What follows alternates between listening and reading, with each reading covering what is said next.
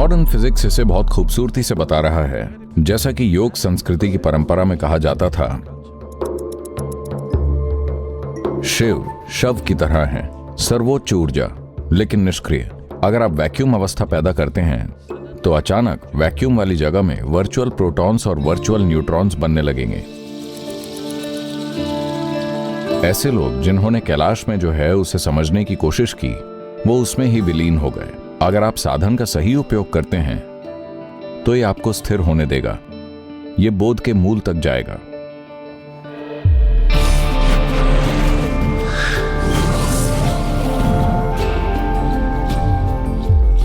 खालीपन आमतौर पर नेगेटिव खालीपन का एक नकारात्मक संदर्भ होता है। हर कोई भरा हुआ होना चाहता है, कौन खाली रहना चाहता है? इस पूर्णता की तलाश में ही लोगों ने खुद को बर्बाद कर लिया है। मुझे बताइए, आपकी जेब भरने में कितना पैसा लगता है? अगर हम $1 खरब देते हैं तो क्या यह भर जाएगी? अगर हम $10 खरब देते हैं तो क्या यह भर जाएगी? नहीं। आप कितना भी डालें, जेब भरी नहीं जा सकती। ऐसी कोई चीज नहीं है। कितना लगता है? आपके मन को भरने में कितना ज्ञान लगता है? अगर आप धरती के सभी पुस्तकालयों को पीसते हैं और इसे अपने सिर में डालते हैं तो भी ये नहीं भरेगा। अपना दिल भरने के लिए आपको कितने लोगों से प्यार करना पड़ता है? 7.3 अरब लोग, फिर भी जगह है, तो ये कभी पूरा नहीं भरता। तो भरने की कोशिश निरर्थक है।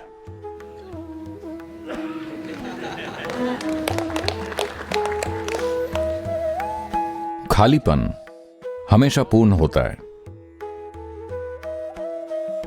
कृष्ण ने इसे बहुत खूबसूरती से बताया। जब अर्जुन ने पूछा, आखिर इस सत्य की प्रकृति क्या है?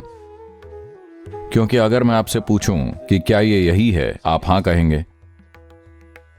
अगर मैं आपसे पूछता हूं कि क्या ये वो है, आप हां कहेंगे। किसी और पल अगर मैं आपसे पूछता हूं तो क्या ये यही है, तो आप कहते हैं नहीं। अगर मैं पूछूं कि क्या ये वो है, आप कहते हैं नहीं। इस सत्य की प्रकृति क्या है? वो है कहां?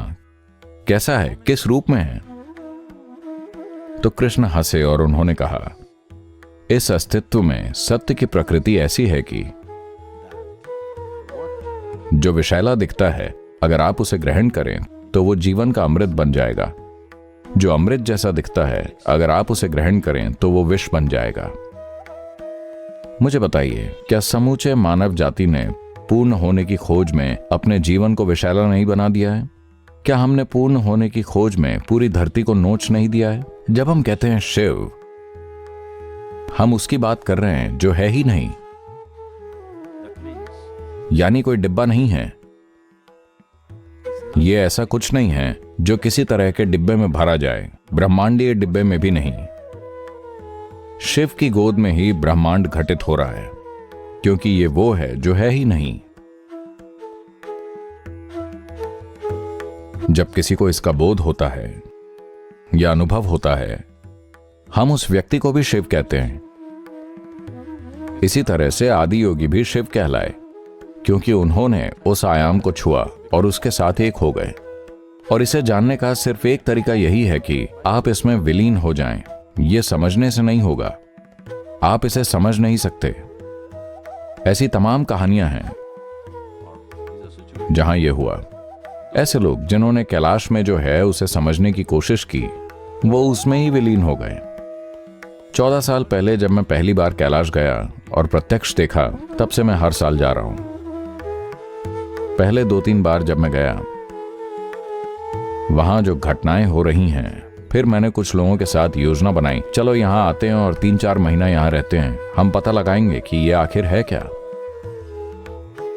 जब मैंने उसके कुछ आयामों को छुआ तो मैं जान गया कि जब तक मैं इसे यहां समाप्त नहीं करना चाहता, आपको ऐसा प्रयास नहीं करना चाहिए। तो अब मैं बस जाता हूं, बस विशाल उपस्थिति का आनंद लेता हूं और वापस आता हूं। क्योंकि अगर आप उसे समझने की कोशिश करते हैं तो इसे करने का एकमात्र तरीका इसके साथ विलीन होना ही है।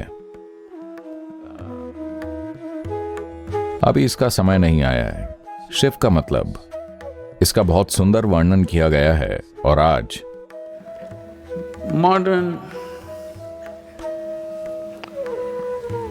modern physics is going about saying this very beautifully, as it was said traditionally in the yogic culture. Modern physics ये बहुत सुंदर तरीके से कह रहा है, जैसा ये पारंपरिक तौर पर योग संस्कृति में कहा जाता रहा है। शिव शव की तरह हैं। शव मतलब मृत देह, यानी कि निष्क्रिय। वो सक्रिय नहीं है, बस निष्क्रिय। सर्वोच्च ऊर्जा लेकिन निष्क्रिय। तो कहानी कुछ इस तरह है। शिव बस वहां लेटे हुए थे। शक्ति जो उनसे ही निकली हैं, वो वहां आई और नृत्य किया, और वो अचानक जाग गए।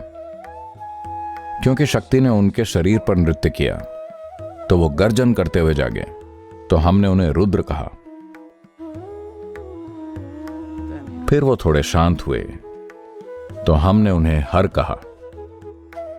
फिर वो वास्तव में स्थिरता की एक शाश्वत अवस्था में स्थापित हो गए तो हमने उन्हें सदाशिव कहा, मतलब जो हमेशा शिव हैं।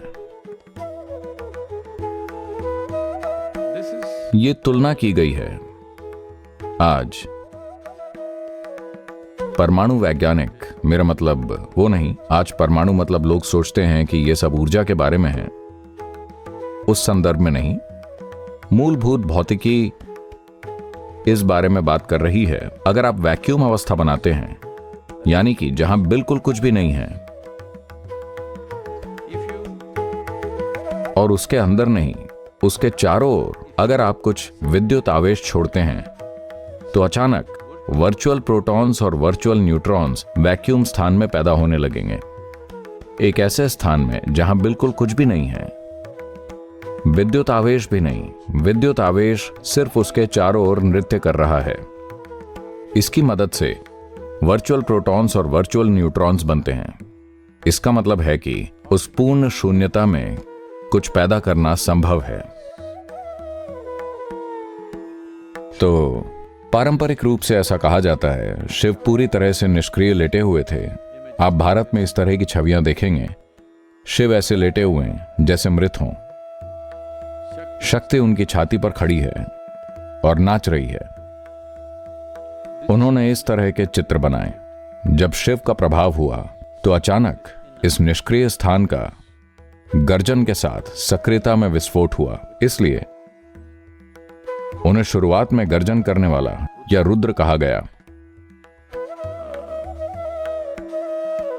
यह दुर्भाग्यपूर्ण है कि हर चीज को उन सूचनाओं के टुकड़े द्वारा प्रमाणित करना पड़ता है जिन्हें विज्ञान ने अस्तित्व से बटोरा है। यह टेक्नोलॉजी के लिए कीमती है, लेकिन आत्मज्ञान के लिए नहीं। दुनिया के शीर्ष वैज्ञानिक जानते हैं कि उन्होंने कुछ भी नहीं जाना है। सिर्फ पुस्तक पढ़कर बने वैज्ञानिक ही सोचते हैं कि वो सब कुछ जानते हैं। दुनिया के सर्वोच्च वैज्ञानिकों ने घोषणा की है, न सिर्फ हम जानते नहीं हैं, बल्कि जानेंगे भी नहीं। वो कह रहे हैं क्योंकि वो जानते हैं कि खोज के वर्तमान साधनों के साथ ये कहां तक जाएगा, कहां रुकेगा। Motorola Edge 50 Ultra is a truly effortless flagship that literally dominates the Indian high-end market. और AI फीचर आप इस कार्य प्रणाली के साथ इस्तेमाल का तरीका जान सकते हैं, लेकिन समझने का तरीका नहीं। आपको इसे समझने की कोशिश नहीं करनी चाहिए, आपको इसमें स्थिर होना चाहिए।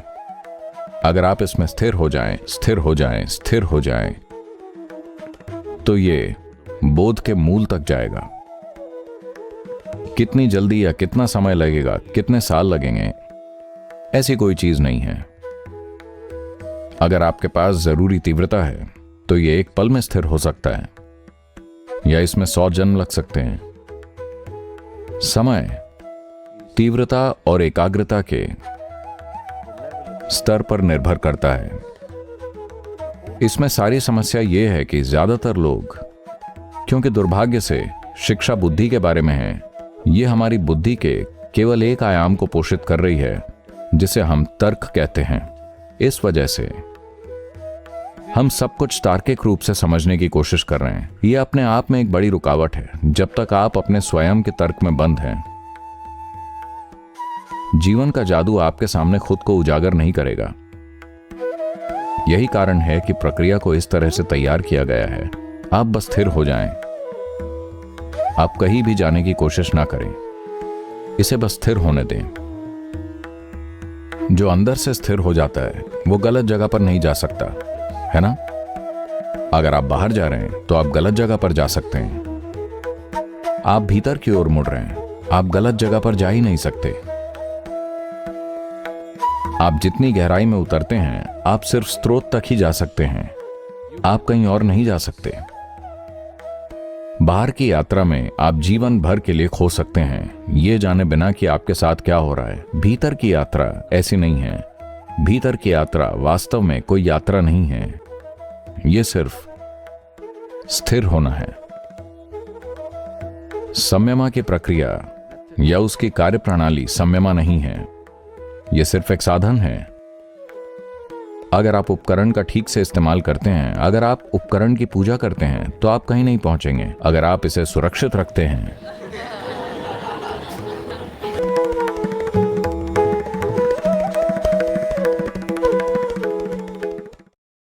कई समस्याएं जिनका इंसान सामना कर रहे हैं वो सिर्फ इसलिए हैं कि हमने वो जागरूकता खो दी है कि कई शक्तियों के साथ तालमेल में कैसे रहा जाए।